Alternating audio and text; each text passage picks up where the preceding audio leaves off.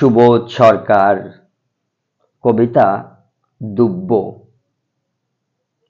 আমরা থাকি এ গ্রামে আর তোমরা থাকো পাশের গ্রামে।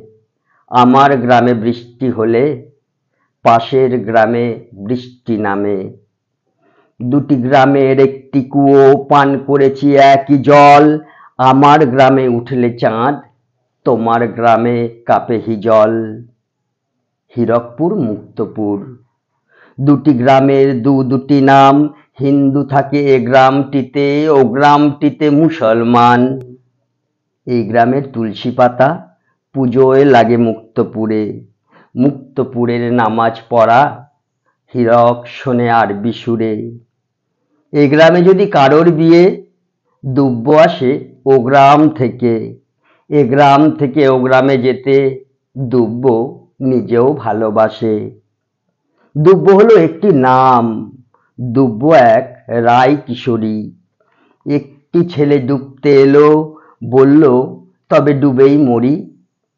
ডুবতে এত ভালো লাগে যে গহীন গাঙে ওঠে তুফান। বৃষ্টি নামে, বৃষ্টি রে তুই হিন্দু নাকি মুসলমান?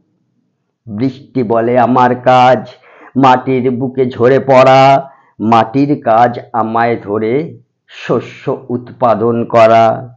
আমি যখন বৃষ্টি হই সমানভাবে দুগ্রামে যাই। ধর্ম দেখে আমি ঝরি না, সবাই যেন বৃষ্টি পায়।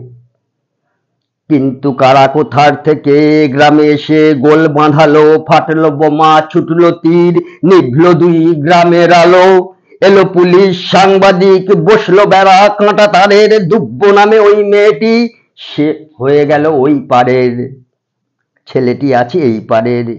কিসের থেকে ঘটলো কি যে, মার খেয়ে সে হয়েছে আজ নতুন মানচিত্র নিজে।